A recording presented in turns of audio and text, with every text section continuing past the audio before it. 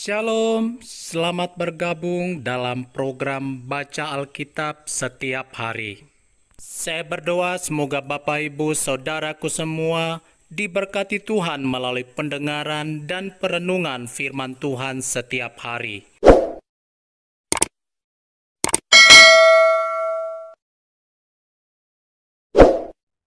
Dua Tawarikh pasal 2. Persiapan-persiapan untuk mendirikan bait suci. Salomo memerintahkan untuk mendirikan suatu rumah bagi nama Tuhan dan suatu istana kerajaan bagi dirinya sendiri. Dan Salomo mengerahkan 70.000 kuli, 80.000 tukang pahat di pegunungan, dan 3.600 mandur untuk mengawasi mereka itu. Lalu Salomo mengutus orang kepada Huram, raja negeri Tirus dengan pesan, "Perbuatlah terhadap aku seperti yang kau perbuat terhadap ayahku Daud, ketika engkau mengirim kayu aras kepadanya, sehingga ia dapat mendirikan baginya suatu istana untuk tinggal di situ. Ketahuilah, aku hendak mendirikan sebuah rumah bagi nama Tuhan Allahku, untuk menguduskannya bagi dia, supaya di hadapannya dibakar ukupan dari wangi-wangian, tetap diatur roti sajian, dan dipersembahkan korban bakaran pada waktu pagi, dan pada waktu petang, pada hari-hari Sabat dan bulan-bulan baru, dan pada perayaan-perayaan yang ditetapkan Tuhan Allah kami. Sebab semuanya itu adalah kewajiban orang Israel untuk selama-lamanya. Dan rumah yang hendak kudirikan itu harus besar, sebab Allah kami lebih besar dari segala Allah. Tetapi siapa yang mampu mendirikan suatu rumah bagi dia, sedangkan langit, bahkan langit yang mengatasi segala langit pun, tidak dapat memuat dia? Dan siapakah aku ini, sehingga aku hendak mendirikan suatu rumah bagi dia, kecuali sebagai tempat untuk membakar korban di hadapannya? Maka sekarang, kirimlah kepadaku seorang yang ahli mengerjakan emas, perak, tembaga, besi, kain ungu muda, kain kirmisi, kain ungu tua, dan yang juga pandai membuat ukiran, untuk membantu para ahli yang ada padaku di Yehuda dan di Yerusalem, yang telah ditunjuk ayahku Daud. Kirim juga kepadaku kayu aras, sanobar, dan cendana dari gunung Libanon, sebab aku tahu bahwa hamba-hambamu pandai menebang pohon dari Libanon. Dalam pada itu, hamba-hambaku akan membantu hamba-hambamu untuk menyediakan bagiku sejumlah besar kayu, sebab rumah yang hendak kudirikan itu harus besar dan mentakjubkan. Dan untuk tukang-tukang yang menebang pohon, kuberikan gandum 20.000 kor, jelai 20.000 kor, anggur 20.000 bat, dan minyak 20.000 bat, sebagai bahan makanan bagi hamba-hambamu itu. Dan Huram, raja negeri Tirus, mengirim surat balasan kepada Salomo yang berbunyi, "Karena Tuhan mengasihi umatnya, ia telah mengangkat engkau menjadi raja atas mereka." Lalu Huram melanjutkan, "Terpujilah Tuhan Allah orang Israel, yang menjadikan langit dan bumi, karena ia telah memberikan kepada Raja Daud seorang anak yang bijaksana, penuh akal budi dan pengertian, yang akan mendirikan suatu rumah bagi Tuhan dan suatu istana kerajaan bagi dirinya sendiri. Maka sekarang aku mengirim seorang ahli yang penuh pengertian, yakni Huram Abi, anak seorang perempuan dari Bani Dan, sedang ayahnya orang Tirus. Ia pandai mengerjakan emas, perak, tembaga, besi, batu, kayu, kain ungu muda, kain ungu tua, lenan halus dan kain kirmisi, dan juga pandai membuat segala jenis ukiran dan segala jenis rancangan yang ditugaskan kepadanya, dengan dibantu oleh ahli-ahlimu dan oleh ahli-ahli ayahmu, tuanku Daud. Baiklah, sekarang tuanku kirim kepada hamba-hamba tuanku gandum dan jelai, minyak dan anggur yang telah tuanku sebutkan itu, dan kami akan menebang kayu dari gunung Libanon sebanyak engkau perlukan, dan membawanya kepadamu dengan rakit-rakit melalui laut sampai ke Yafo, dan engkau dapat mengangkutnya ke Yerusalem." Lalu Salomo menghitung semua orang asing yang laki-laki yang ada di negeri Israel, sama seperti yang pernah dilakukan Daud ayahnya. Maka terdapatlah 153.600 orang, dan dari antara mereka 70.000 orang dijadikannya kuli, 80.000 orang tukang pahat di pegunungan, dan 3.600 orang mandur yang harus menyuruh orang-orang itu bekerja.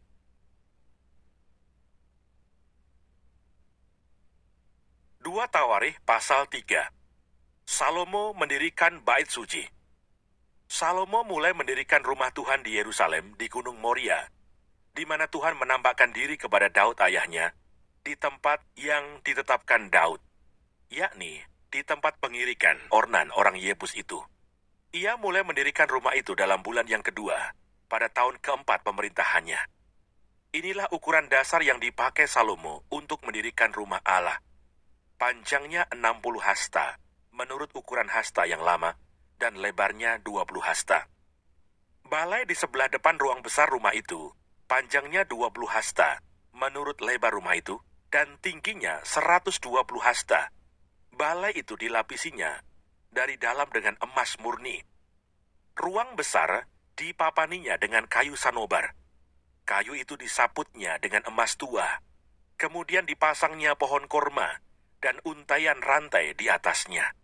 Ruang itu dilapisinya juga dengan batu permata yang mahal-mahal sebagai perhiasan, sedang emasnya emas parwaim.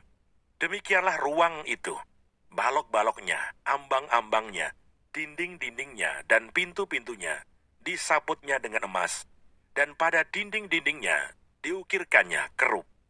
Kemudian ia membuat ruang maha kudus. Panjangnya 20 hasta, menurut lebar rumah itu, dan lebarnya 20 hasta juga. Lalu ia menyaputnya dengan emas tua seberat 600 talenta. Berat paku-paku 50 shikal emas. Juga kamar-kamar atas disaputnya dengan emas. Ia membuat 2 kerup berupa pahatan di ruang maha kudus dan melapisinya dengan emas. Sayap kerup-kerup itu seluruhnya 20 hasta panjangnya. Sayap yang sebelah kerup yang satu 5 hasta panjangnya dan menyentuh dinding ruang. Sedang sayapnya yang sebelah lagi juga 5 hasta panjangnya dan menyentuh sayap kerup yang lain. Begitu pula sayap kerup yang lain itu 5 hasta panjangnya dan menyentuh dinding ruang. Sedang sayapnya yang sebelah lagi juga 5 hasta panjangnya dan bersentuhan dengan sayap kerup yang pertama. Jadi sayap kedua kerup itu membentang sepanjang 20 hasta, sedang kedua kerup itu berdiri di atas kakinya dan menghadap ruang besar. Kemudian ia membuat tabirnya dari kain ungu tua, kain ungu muda, kain kirmisi dan lenan halus, dan menggambarkan kerubim padanya. Benda-benda logam bait suci. Di depan rumah itu dibuatnya 2 tiang, yang tingginya 35 hasta, dengan ganja di kepalanya, masing-masing setinggi 5 hasta. Lalu dibuatnya untaian rantai yang dipasangnya sebagai kalung di atas kepala tiang-tiang itu. Dan dibuatnya 100 buah delima yang dipasangnya pada untaian rantai itu.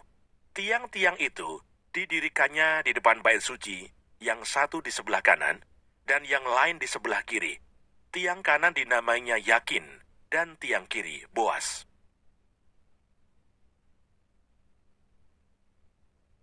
2 Tawarikh pasal 4. Lalu ia membuat mezbah tembaga yang 20 hasta panjangnya, dan 20 hasta lebarnya, dan 10 hasta tingginya. Kemudian dibuatnyalah laut, tuangan yang 10 hasta dari tepi ke tepi. Bundar keliling 5 hasta tingginya, dan yang dapat dililit berkeliling oleh tali yang 30 hasta panjangnya. Di sebelah bawah tepinya ada gambar lembu-lembu yang mengelilinginya sama sekali.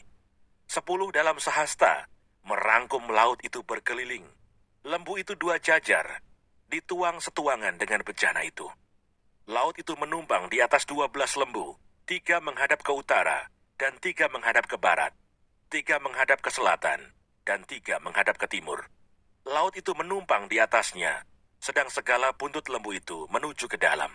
Tebal laut itu setapak tangan, dan tepinya serupa tepi piala, seperti bunga bagong yang berkembang. Laut itu dapat memuat 3.000 bat air. Lagi pula dibuatnya 10 bejana pembasuhan, dan ditaruhnya 5 pada sisi kanan, dan 5 pada sisi kiri, sebagai tempat pembasuhan. Di situ orang membasuh apa yang diperlukan untuk korban bakaran, sedang laut itu adalah untuk para imam sebagai tempat membasuh. Ia membuat 10 kandil emas sesuai dengan rancangannya, dan menaruhnya di dalam bait suci, 5 di sebelah kanan dan 5 di sebelah kiri. Selanjutnya ia membuat 10 meja dan menempatkannya di dalam bait suci, 5 di sebelah kanan dan 5 di sebelah kiri. Ia membuat pula 100 bokor penyiraman dari emas. Ia membuat juga pelataran para imam, halaman besar, dan pintu-pintu halaman itu. Pintu-pintu itu dilapisinya dengan tembaga. Laut itu ditaruhnya pada sisi kanan arah tenggara. Dan Huram membuat juga kuali-kuali, penyodok-penyodok, dan bokor-bokor penyiraman.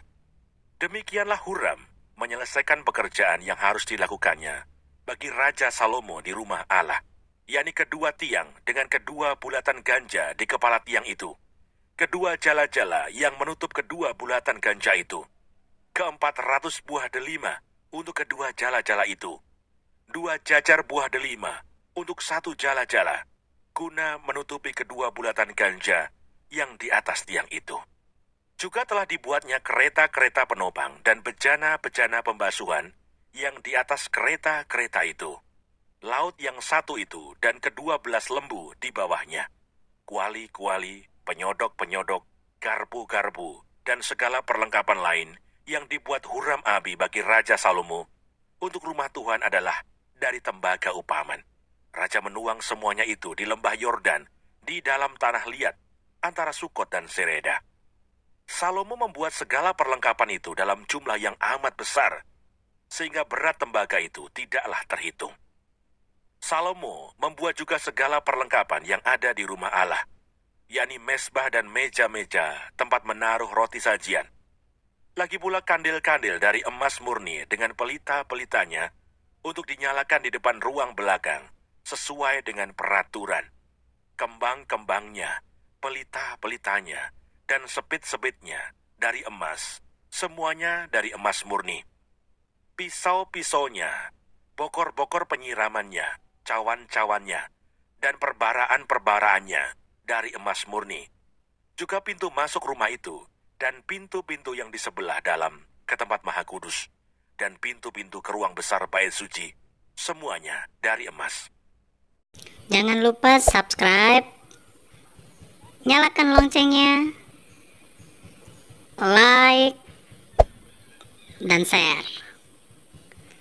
Terima kasih. Tuhan Yesus memberkati. Shalom.